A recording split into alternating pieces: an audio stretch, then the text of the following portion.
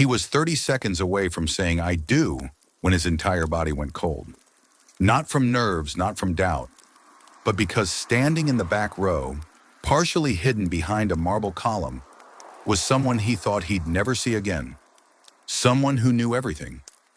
And in that moment, with 200 eyes on him and the woman he loved waiting for his vows, Michael realized that some secrets don't stay buried. They wait. They choose their moment. And today, his moment had arrived.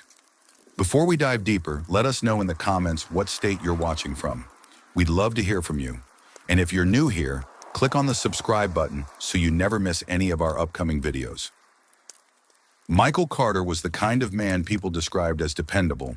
He worked as an architect in downtown Philadelphia, designing buildings that would outlast him by centuries. His life was measured, calculated, safe. He wore the same cologne every day, a woodsy scent his mother had given him years ago. He drank his coffee, black, always from the same chipped mug he'd had since college. People trusted him because he seemed incapable of surprise, and maybe that's exactly what he'd been counting on. Emily Richardson was different. She was a third-grade teacher with a laugh that could fill a room and a way of seeing good in people even when they couldn't see it in themselves.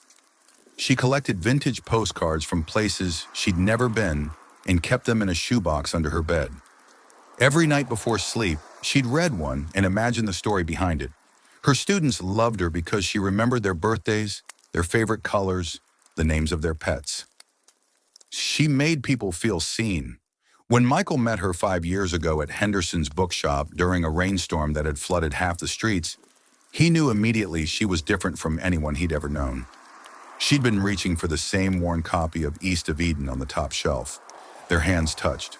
She smiled. He stammered something about letting her have it. She insisted they share it, reading alternate chapters and meeting weekly to discuss. It became their tradition, and somewhere between Steinbeck's words and too many cups of bad bookstore coffee, they fell in love. But love, as Michael would learn, doesn't erase history. It just covers it, like wallpaper over cracks in a wall. And eventually those cracks show through. The wedding planning had been Emily's dream. She'd chosen everything with care. The venue was the old Riverside estate, a historic mansion with gardens that bloomed even in early autumn. The invitations were cream-colored with gold lettering. The flowers were peonies and garden roses, her grandmother's favorites. She'd worked on the guest list for months, agonizing over every name, making sure no one was left out. Michael had been less involved. He'd nod and agree and say whatever she chose would be perfect. And it would be, because Emily made everything perfect. But there was one thing Michael hadn't told her, one name he'd never mentioned, one part of his past he'd locked away so tightly he'd almost convinced himself it didn't exist anymore. Her name was Rachel Morgan. 10 years ago, before Emily, before Philadelphia, before he'd become the man everyone thought they knew, Michael had lived a completely different life in Boston. He'd been younger, reckless, involved in things he wasn't proud of. Rachel had been his business partner in a real estate venture that had gone south. Not just south, but catastrophically wrong. People had lost money, a lot of money. And when the investigators started circling, Michael had made a choice. He'd walked away, changed cities, changed his name slightly, dropping his middle name from all official documents. Started over. He told himself it was survival. Rachel had called it betrayal. The last time he'd seen her, she'd been standing in a courthouse hallway, her face pale with fury, promising him that one day somehow, he'd understand what it felt like to lose everything. That was a decade ago. He'd heard she'd gone to prison for 18 months. After that, nothing. He'd assumed she'd moved on, rebuilt, forgotten. He'd been wrong. The morning of the wedding, Michael woke up with a knot in his stomach he couldn't explain. Emily was staying at her parents' house, following tradition. He was alone in their apartment, staring at his reflection in the bathroom mirror, trying to convince himself that the anxiety was normal. Everyone gets nervous before their wedding. Everyone. But this felt different. This felt like standing on the edge of something he couldn't see. The ceremony was set for 3 p.m, golden hour, perfect lighting for photographs. The guests began arriving at 2:30. Michael stood in a side room with his best man, David, who kept making jokes about cold feet and last chances for freedom. Michael barely heard him. He was watching the guests through a crack in the door, scanning faces, looking for something he couldn't name.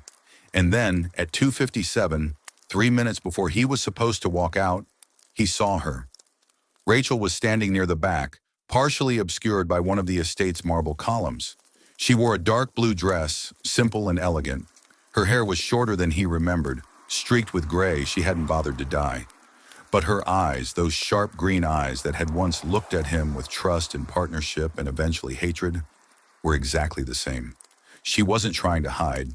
She was waiting, watching, making sure he saw her. Michael's throat closed. His hands went numb. David noticed immediately, grabbing his arm and asking if he was okay, if he needed water, if he was going to pass out. Michael shook his head, unable to form words, because in that moment, standing 3 minutes away from marrying the woman he loved, he realized that his past hadn't forgotten him at all. It had just been patient. The music started. Emily's entrance music. David was pulling him toward the altar, whispering encouragement, steadying him. Michael walked like a man in a dream, his legs moving without conscious thought. He took his place at the altar. The doors at the back of the hall opened, and Emily appeared, radiant in her grandmother's restored wedding dress, holding her father's arm, smiling at him with such pure joy that Michael felt his heart crack. How could he do this? How could he bring his poison into her perfect life? But how could he not? How could he stop now, in front of everyone, and explain? The ceremony proceeded. Vows were spoken, rings were exchanged, and then came the final moment. The officiant smiled and asked Michael to repeat after him, to promise, before everyone gathered, to love and cherish Emily for the rest of his life. Michael opened his mouth, and his eyes, against his will, drifted to the back of the room, to Rachel, who was watching him with an expression he couldn't read, and the words that came out weren't the ones anyone expected. "I can't do this." The hall went silent, not the comfortable silence of anticipation, but the terrible silence of shock. Emily's smile faltered, confusion flooding her face. Her father stepped forward instinctively. The officiant blinked, unsure if he'd heard correctly. The guests erupted in whispers, and Michael, standing there in his carefully pressed suit, felt the full weight of what he'd just done. Emily's voice was barely a whisper. "What?" He forced himself to look at her, this woman who deserved so much better than him, and said the only truth he could manage. "There's something you need to know, something I should have told you a long time ago, and if I don't tell you now, before we do this, I'll never forgive myself." Emily's mother started crying. David was pulling at his sleeve, hissing at him to stop, to think about what he was doing. But Michael couldn't stop now. The dam had broken. He took Emily's hands, feeling them tremble in his. "There's someone here today who I didn't invite, someone from my past, and seeing her made me realize that I've been lying to you. Not about loving you, that's the only true thing I've ever done, but about who I was before I met you." Emily's eyes searched his face, terrified and confused. "Who?" "Michael." "What are you talking about?" He glanced back at Rachel, who hadn't moved. Then he told Emily everything, about Boston, about the real estate deals, about the money and the lies and the people who'd lost everything, about changing his life and running away and building a new identity on the bones of his old mistakes, about Rachel, his former partner, who'd gone to prison while he'd walked free. He told her in front of everyone, his voice breaking, his carefully constructed life crumbling with every word. And when he finished, the silence was absolute. Emily stood there, her bouquet hanging forgotten at her side, tears streaming down her face. Not tears of joy, tears of betrayal, of shock, of grieving the man she thought she'd known. She pulled her hands away from his. "You lied to me," she whispered, "for 5 years. About everything." "Not about us," Michael said desperately. "Never about us. About my past, yes, because I was ashamed, because I didn't want you to see that version of me."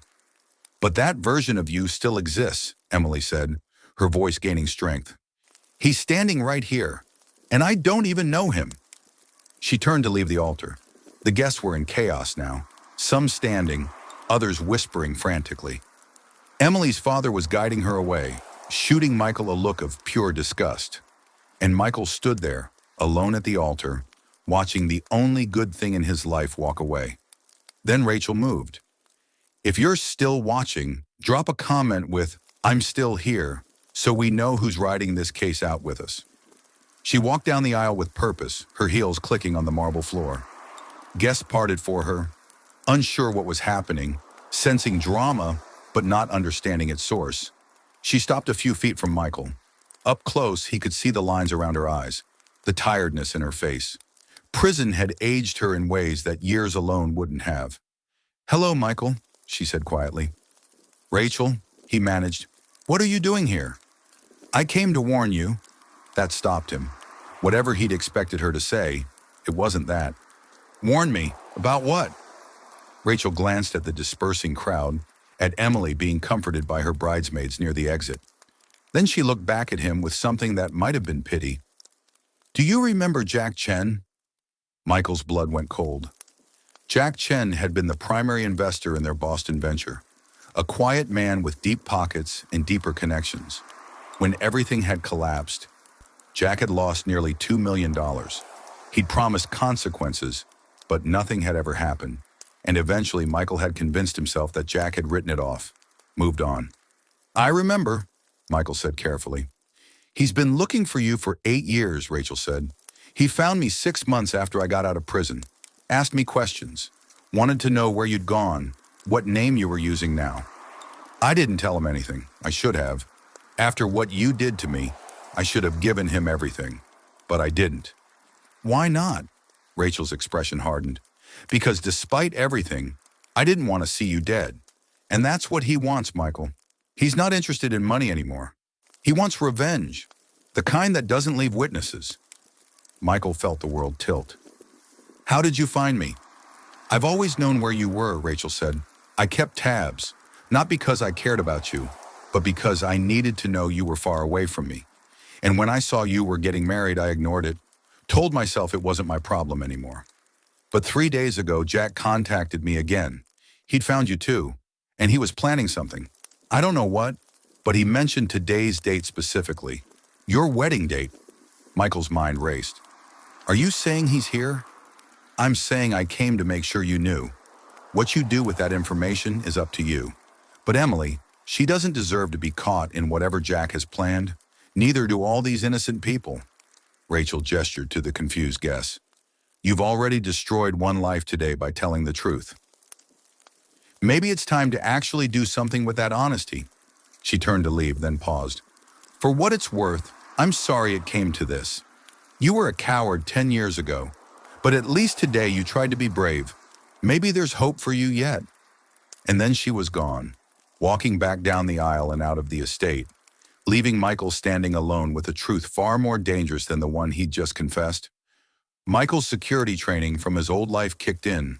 He found the event coordinator and quietly, urgently, explained there might be a security threat. The coordinator, a professional woman named Sandra, who'd seen everything in her 20-year career, didn't panic.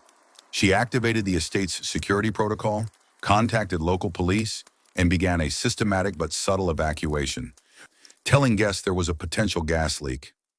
Emily was still in her bridal suite, surrounded by her wedding party. When Michael knocked, her maid of honor Sarah answered, blocking the doorway like a guard. "She doesn't want to see you." "I know," Michael said, "but I need to talk to her. Please. It's not about us. It's about her safety." Something in his voice must have convinced Sarah, because she stepped aside. Emily was sitting on a velvet bench, her dress pooled around her like a cloud, her face blotchy from crying. She looked up when he entered, her expression hardening. "Haven't you done enough?" "Emily, I need you to listen to me. Not as your fiancé or your boyfriend or whatever I was. Just as someone who loves you more than anything and needs you to be safe." He told her about Jack, about the threat, about why they needed to leave immediately. Emily listened, her face going pale, then flushed with anger. "So not only did you lie about your entire past, but you've brought actual danger to my wedding? To my family?" "Yes," Michael said, because there was no point in soft-pedaling it anymore. "And I hate myself for it more than you could ever hate me. But right now, we need to get everyone out safely.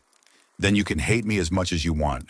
You can press charges, expose me, ruin me. I deserve all of it. But please, let's get you and everyone else somewhere safe first." Emily stood, her dress rustling.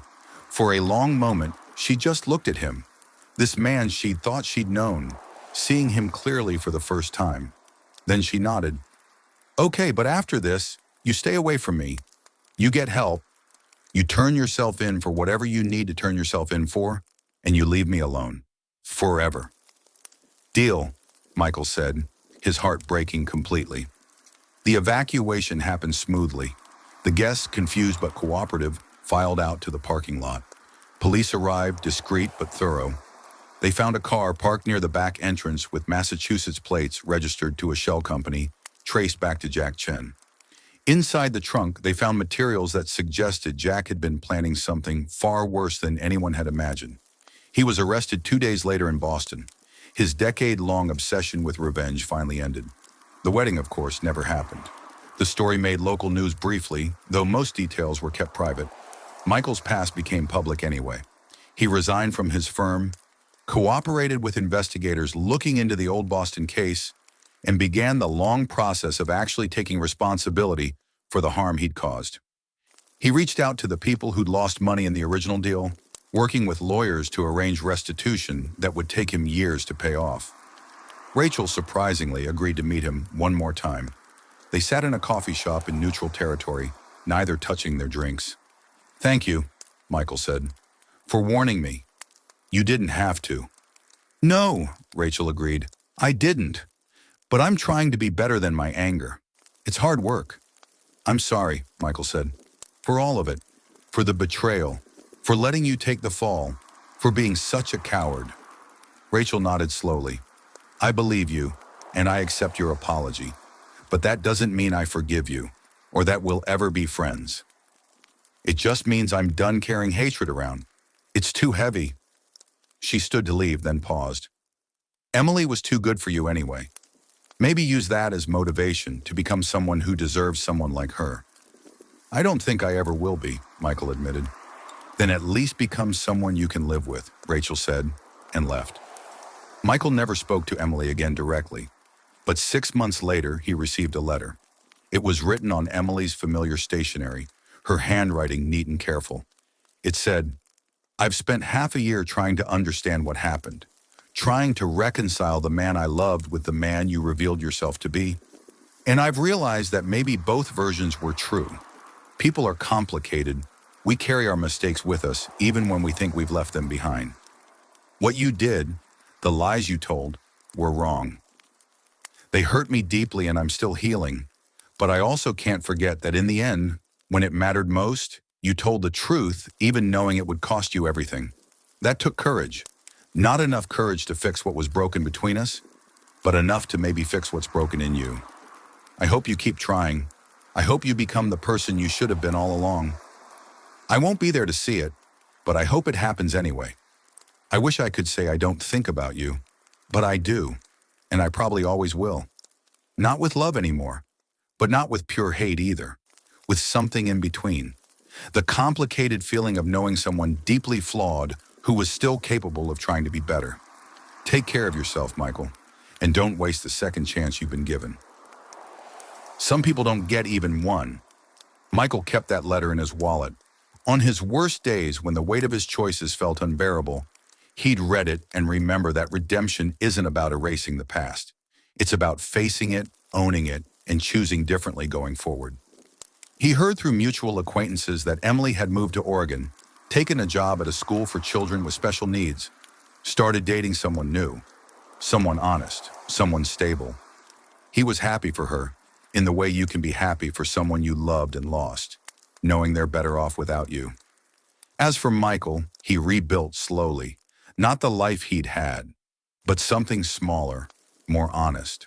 He volunteered at a legal aid clinic, helping people navigate the kind of financial disasters he'd once caused. He attended therapy weekly. He learned to live with his mistakes rather than run from them. Some secrets, he learned, demand to be revealed, not because revelation brings absolution, but because carrying them alone slowly poisons everything you touch. And some wedding days aren't meant to end in marriage. Sometimes they're meant to end in truth. What would you have done in Michael's place? Would you have confessed everything in front of everyone, risking the life you'd built? Or would you have pushed through, kept the secret, hoped it stayed buried forever? Could you live with yourself either way? And if you were Emily, could you have found it in yourself to write that letter? To acknowledge the complexity of someone who hurt you deeply but tried, in the end, to do the right thing? These aren't easy questions. Real life rarely offers easy answers. But they're worth thinking about, because we all carry secrets. We all have versions of ourselves we'd rather forget, and we all face moments where we have to choose between comfortable lies and painful truths. If this story made you think, made you feel, made you question what you'd do in an impossible situation, then it did what it was meant to do. Leave a comment telling us where you're watching from and what choice you would have made. And subscribe to our channel for more stories about real people facing real dilemmas, stories that don't have perfect endings but have honest ones. Because sometimes the most powerful stories aren't about heroes and villains. They're about people trying to be better than they were yesterday, even when yesterday's mistakes still cast long shadows. Thank you for watching. And remember, your past doesn't define you, but how you face it does.